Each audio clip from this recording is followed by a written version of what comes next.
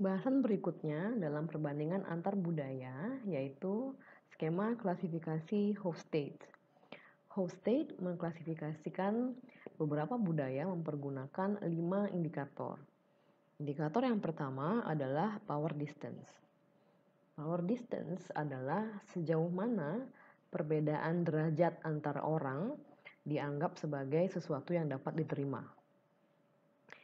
Komunitas atau masyarakat dengan power distance yang tinggi dapat mentoleransi adanya perbedaan yang cukup besar, perbedaan sosial yang cukup besar antar orang. Simbol-simbol status memainkan peranan yang penting dalam komunitas ini, dan pemimpin yang ideal adalah pemimpin yang disegani dan memberikan instruksi-instruksi yang cukup tegas. Kemudian dalam komunitas low power distance atau dengan power distance yang rendah, masyarakat ini cenderung lebih egalitarian. Orang-orang yang berkuasa dalam komunitas dengan power distance rendah, mereka cenderung berusaha untuk berbaur dan terlihat tidak begitu berkuasa.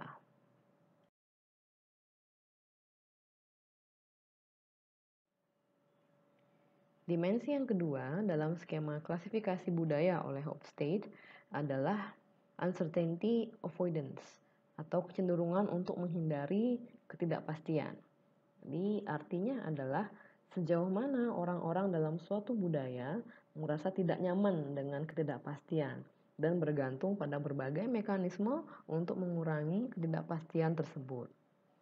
Contoh-contoh negara yang memiliki skor uncertainty avoidance yang tinggi atau sangat menghindari ketidakpastian adalah Yunani, Portugal, Jepang, Prancis, dan Spanyol. Konsumen-konsumen di negara tersebut sangat menghargai hal-hal yang alami. Implikasinya adalah suatu perusahaan British yang bernama Lush merupakan contoh dari perusahaan yang memahami keinginan tersebut. Jadi Lush menjual kosmetik yang natural atau alami dengan moto as natural as beauty gets. Jadi semua produk dijual dengan mencantumkan tanggal expiry, dan Lush menjadi sangat sukses di Jepang, negara dengan tingkat penghindaran ketidakpastian yang tinggi.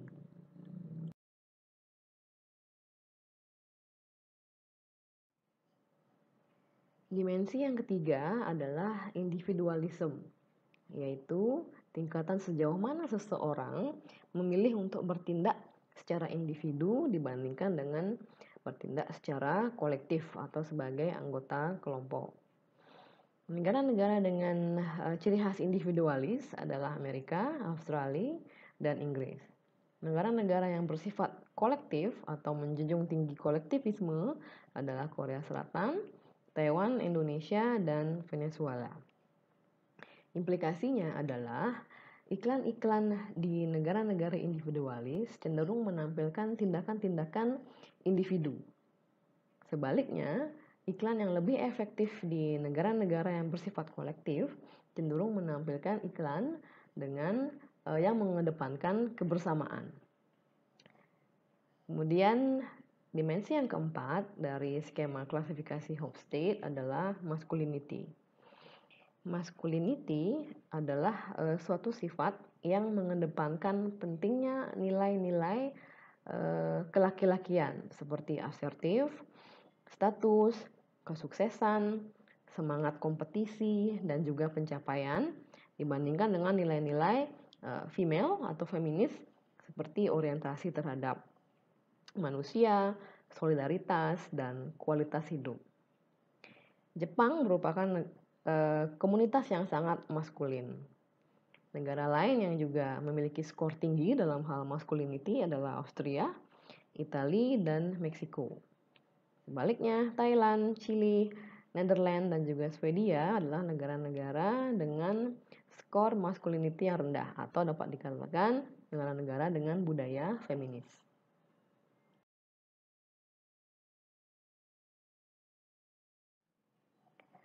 Barang-barang mewah umumnya digunakan untuk merepresentasikan kesuksesan seseorang.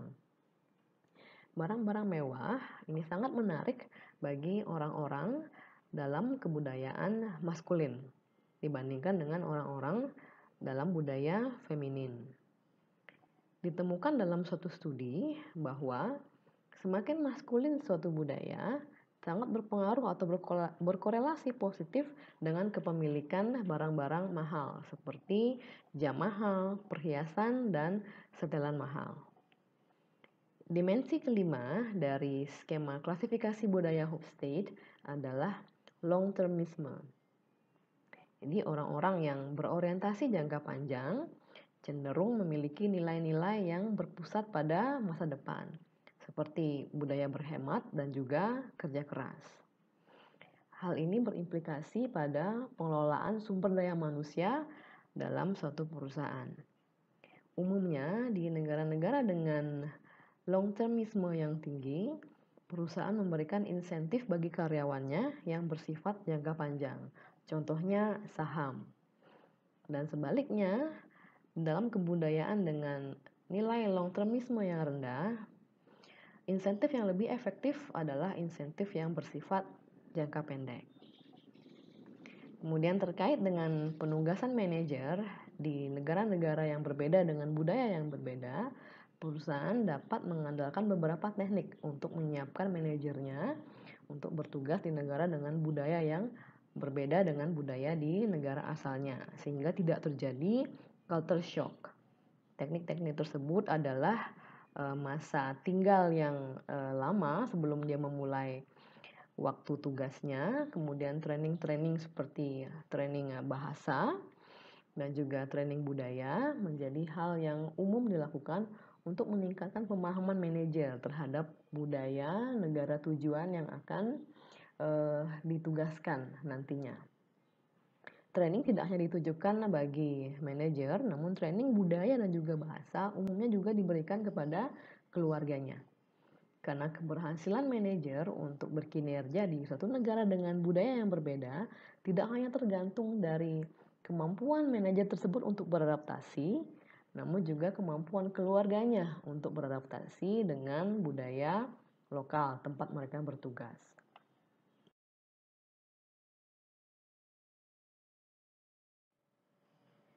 Topik bahasan berikutnya adalah kaitan antara budaya dan bauran pemasaran. Pertama, kita akan membahas bagaimana budaya mempengaruhi kebijakan produk.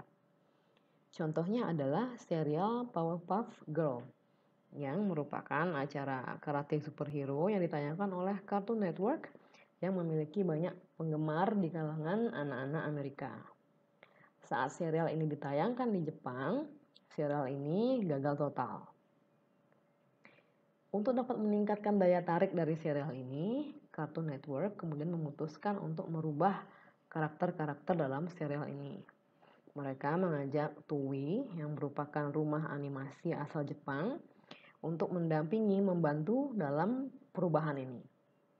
Karakter-karakter dalam Powerpuff Girls yaitu Blossom, Buttercup, dan Bubbles diberikan nama-nama Jepang dan juga pakaian-pakaian yang lebih realistik dalam pandangan anak-anak Jepang, yaitu rok mini dan juga ikat pinggang. Dan karakter ini juga diberikan kehidupan ala anak-anak SMP Jepang. Karena anak-anak Jepang lebih menyukai plot yang lebih naratif, serial ini dibuat lebih panjang, yaitu 15 hingga 20 menit, dibandingkan dengan di Amerika Serikat, yaitu 7 sampai 11 menit. Serial ini di Jepang juga menampilkan tema-tema yang sesuai dengan ekspektasi dari anak-anak perempuan Jepang, yaitu tema-tema mengenai cinta dan juga penerimaan terhadap orang-orang yang berbeda dari orang-orang pada umumnya.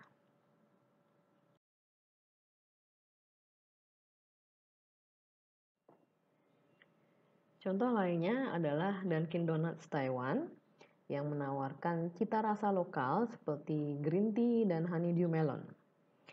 Dunkin Donuts Taiwan juga menurunkan kadar gula karena orang-orang Asia memiliki preferensi rasa manis yang lebih rendah.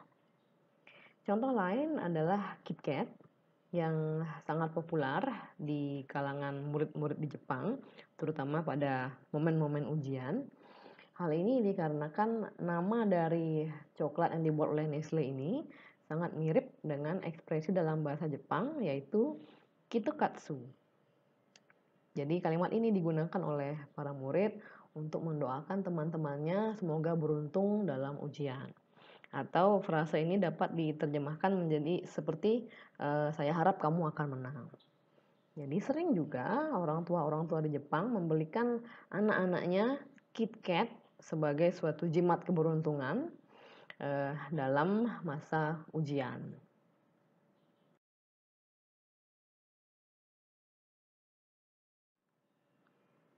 Norma-norma budaya kadang dapat membuka peluang untuk mengembangkan produk baru. Contohnya, di sebagian besar negara Asia, kulit yang terang atau putih diasosiasikan dengan nilai-nilai positif yang berkaitan dengan kecantikan, kelas sosial, dan juga gaya hidup kelas atas. Sebaliknya, kulit gelap dikaitkan dengan kerja kasar. Di India, pasar untuk produk pemutih kulit telah meningkat dalam rata-rata 20% per tahun. Fenomena yang sama juga terjadi di Indonesia. Perusahaan-perusahaan multinasional seperti Unilever, Avon, dan Beiersdorf, mereka memperoleh keuntungan yang cukup besar dari hasil memasarkan produk pemutih kulit ini. Contoh lainnya, di Vietnam, Unilever menyesuaikan produknya untuk mencerminkan budaya lokal, di mana versi Vietnam dari sampo Sunsilk menyertakan ekstrak dari suatu biji yang dikenal sebagai boket yang digunakan oleh wanita-wanita Vietnam untuk merawat rambutnya yang panjang agar tetap hitam dan bersinar. Jika di Indonesia terdapat Sunsilk urang-aring. Dan juga di negara-negara dengan mayoritas muslim, perusahaan multinasional mereka mengembangkan sampo yang dikhususkan untuk wanita berhijab yang membuat rambut terasa segar dan nyaman walaupun ditutup oleh hijab.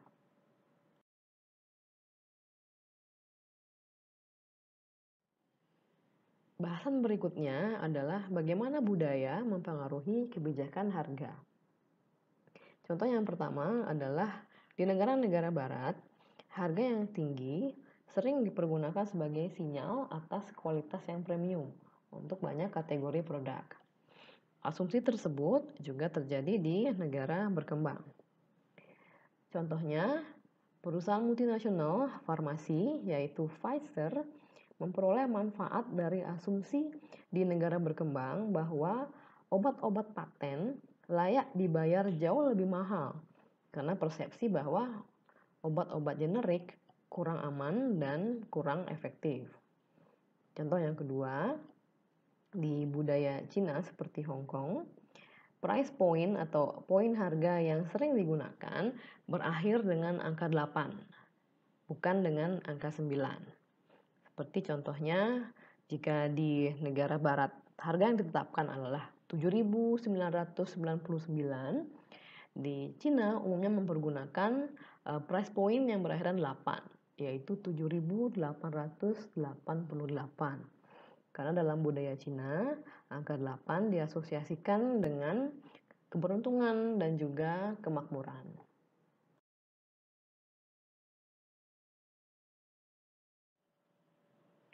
Berikutnya adalah bagaimana budaya mempengaruhi kebijakan distribusi. Contoh yang pertama adalah Walmart yang mengalami kesulitan di pasar Jerman.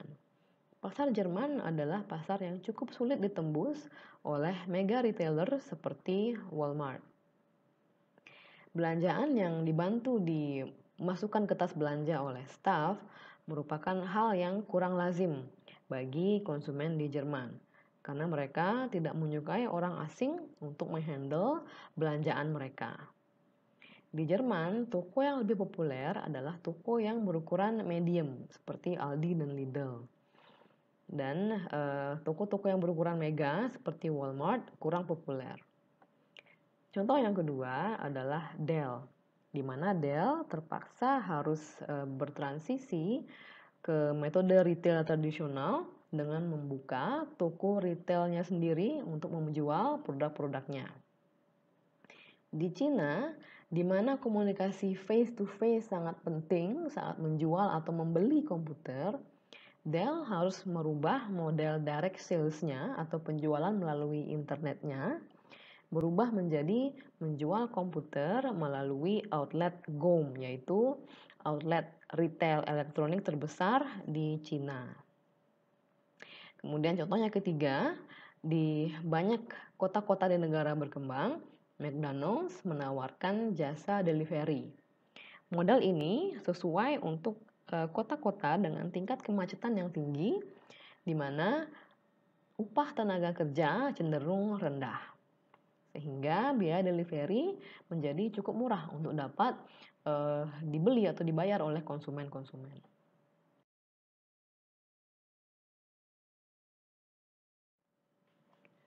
Bahasan berikutnya adalah bagaimana budaya mempengaruhi kebijakan promosi. Kalender kebudayaan suatu negara sering menciptakan peluang pemasaran. Contohnya adalah pada saat momen Tahun Baru Cina dan Ramadan, perusahaan-perusahaan umumnya memodifikasi iklan mereka sehingga bertemakan Tahun Baru Cina dan bertemakan Ramadan. Selain itu, slogan dan logo mereka dan juga packaging seringnya juga disesuaikan untuk menyesuaikan dengan tema-tema Chinese New Year dan juga Ramadan. Kemudian yang kedua adalah bagaimana konsumen memproses komunikasi pemasaran seringnya bergantung atau dipengaruhi oleh nilai-nilai budaya. Suatu penelitian menemukan bahwa konsumen-konsumen di Amerika Utara lebih dipengaruhi oleh informasi yang bersifat promosi, yaitu menampilkan manfaat-manfaat yang akan diperoleh jika mengkonsumsi produk tersebut.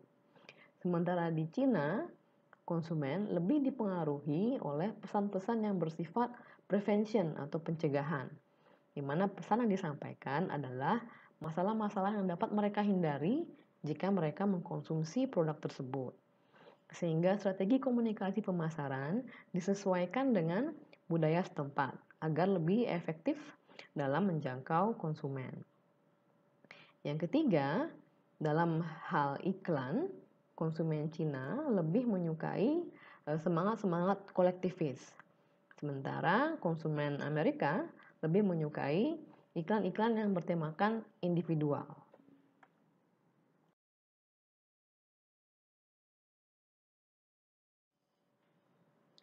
Bahasan berikutnya adalah budaya organisasi. Budaya organisasi atau budaya perusahaan adalah asumsi nilai dan kepercayaan yang disetujui secara bersama-sama yang mempengaruhi bagaimana orang-orang dalam organisasi berperilaku. Nilai-nilai yang disetujui bersama ini memiliki pengaruh yang kuat terhadap orang-orang di dalam organisasi dan mempengaruhi bagaimana mereka berpakaian, bagaimana mereka bertindak, dan juga bagaimana mereka melakukan pekerjaan mereka. Setiap organisasi atau perusahaan mengembangkan dan memelihara budaya yang khas yang memberikan panduan mengenai apa yang boleh dan tidak boleh dilakukan sebagai anggota dari organisasi tersebut. Terdapat beberapa tipe dari budaya organisasi yang dapat dilihat pada gambar. Terdapat 4 kuadran, di mana kuadran atas memiliki proses organik, yaitu lebih menekankan pada fleksibilitas dan spontanitas. Sementara kuadran di bawah memiliki proses yang bersifat mekanis, yaitu mengedepankan kontrol dan keteraturan serta stabilitas. Sementara kuadran di sebelah kiri memiliki sifat internal maintenance, yaitu menekankan pada aktivitas yang lancar dan integrasi yang lancar. Sementara kuadran di sebelah kanan bersifat external positioning yang menekankan pada kompetisi dan diferensiasi. Pada kuadran 1 Tipe organisasi disebut dengan tipe organisasi clan, di mana atribut yang dominan adalah kohesivitas, partisipasi, dan juga teamwork. Penekanan strategi adalah ke arah pengembangan sumber daya manusia, komitmen, dan moral. Pada kuadran kedua adalah tipe adokrasi, di mana atribut yang dominan adalah sifat kewirausahaan, kreativitas, dan adaptabilitas. Penekanan strategi yaitu ke arah inovasi, pertumbuhan, dan juga eksplorasi sumber daya baru. Pada kuadran ketiga disebut tipe hierarki, di mana atribut yang dominan adalah peraturan dan juga kesamaan. Di mana penekanan strategi adalah ke arah stabilitas, prediktabilitas, dan juga operasi yang lancar. Terakhir, kuadran keempat disebut dengan tipe pasar. Atribut yang dominan adalah semangat kompetisi dan pencapaian tujuan, di mana penekanan strategi menuju ke keunggulan kompetitif dan juga superioritas dalam hal penguasaan pasar.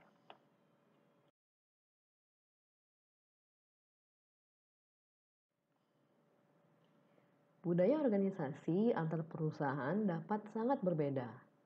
Budaya perusahaan seringnya dipengaruhi oleh budaya negara tersebut. Di sini kita akan membahas bagaimana kuatnya organisasi atau budaya organisasi mempengaruhi bagaimana pekerja-pekerja mereka bertindak dan melakukan pekerjaan mereka. Contoh yang pertama adalah Hyundai, produsen mobil dari Korea, yang membuka cabang di Amerika mengalami kesulitan manajemen. Alasan dari eksodus pekerja-pekerja di cabang Amerika ini adalah karena pekerja-pekerja dari Amerika sangat tidak menyukai gaya manajemen Hyundai yang authoritarian, di mana sangat sedikit toleransi untuk perbedaan pendapat dan gaya manajemen yang tidak partisipatif. Contoh yang kedua adalah Daimler Chrysler, yang merupakan merger antara Daimler dan Chrysler. Mereka mengalami periode merger yang cukup sulit karena adanya bentrokan budaya antara kedua perusahaan. Daimler memiliki budaya perusahaan yang lebih birokratis dan formal, sementara Chrysler memiliki budaya yang lebih spontaneous. Sehingga manajer-manajer Jerman dari Daimler berusaha untuk melakukan pekerjaan dengan cara yang lebih tidak formal dibandingkan dengan cara mereka pada umumnya, di bawah pengaruh dari Chrysler yang merupakan perusahaan asal Amerika. Karena ketidakcocokan budaya ini berlangsung terus-menerus dan tidak dapat diselesaikan, Daimler kemudian menjual Chrysler ke Cerberus Capital Management, sebuah perusahaan investasi swasta dengan harga 6 miliar dolar.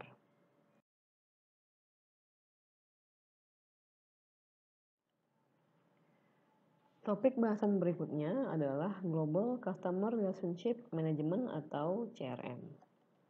CRM atau pemasaran berbasiskan database merupakan strategi untuk mengelola interaksi antara perusahaan dan konsumennya dengan tujuan untuk mempertahankan pelanggan dalam jangka panjang dan juga untuk memuaskan pelanggan dengan menjadi customer focus. Fase yang pertama adalah akuisisi customer atau memperoleh customer yang terdiri atas evaluasi prospek, manajemen akuisisi, dan juga recovery atau memperoleh kembali konsumen lama. Itu konsumen lama yang berpindah brand atau konsumen lama yang sudah tidak aktif. Fase yang kedua berfokus pada retensi. Aspek-aspek yang kritikal di sini termasuk pada evaluasi konsumen, manajemen pengelolaan komplain. Manajemen komplain ini penting untuk menjaga agar konsumen yang tidak puas untuk dapat diatasi masalahnya sehingga tidak berpindah ke perusahaan kompetitor.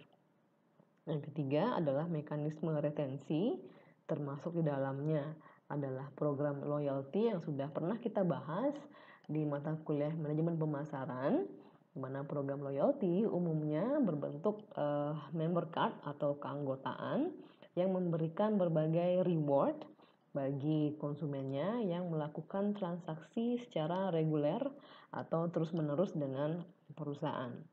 Insentif dapat berupa poin yang dapat ditukarkan ataupun merchandise lain yang dapat diperoleh oleh konsumen. Mekanisme lain adalah upselling, di mana perusahaan mencoba untuk menjual item dengan profit margin yang lebih tinggi kepada konsumen.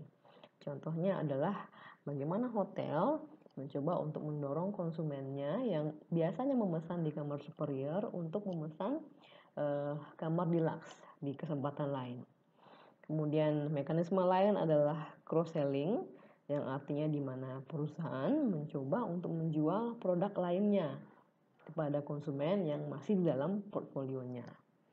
Contohnya adalah bagaimana suatu perusahaan yang memiliki database konsumen bahwa satu konsumen sudah membeli sepatu dengan warna tertentu, kemudian mereka dalam beberapa hari atau minggu kemudian mengirimkan notifikasi atau email yang berisi tawaran mengenai pakaian dengan warna senada dengan sepatu yang sudah dibeli.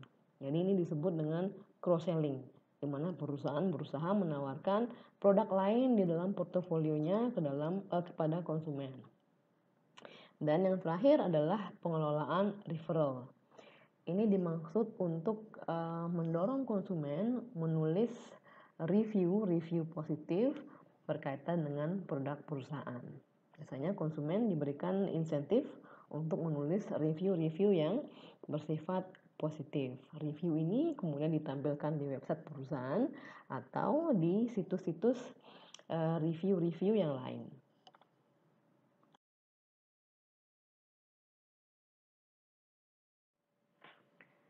Bahasan berikutnya adalah faktor-faktor yang mendorong dilakukannya CRM.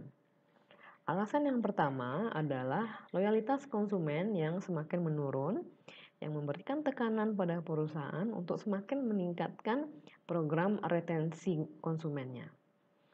Alasan yang kedua adalah konsumen yang semakin demanding, yang menginginkan produk dan layanan yang terpersonalisasi.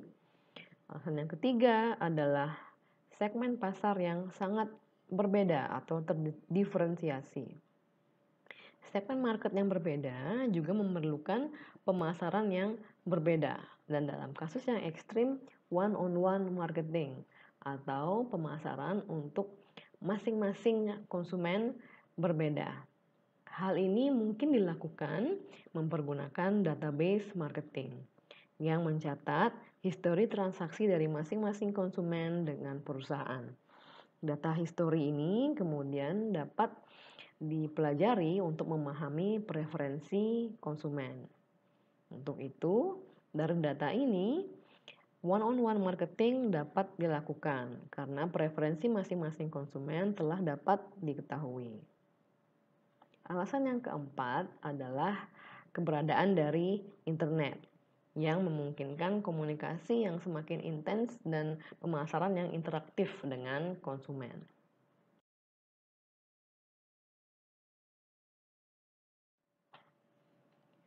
Manfaat yang diperoleh oleh perusahaan dari aktivitas CRM adalah yang pertama, pemahaman yang lebih baik atas ekspektasi dan perilaku konsumen.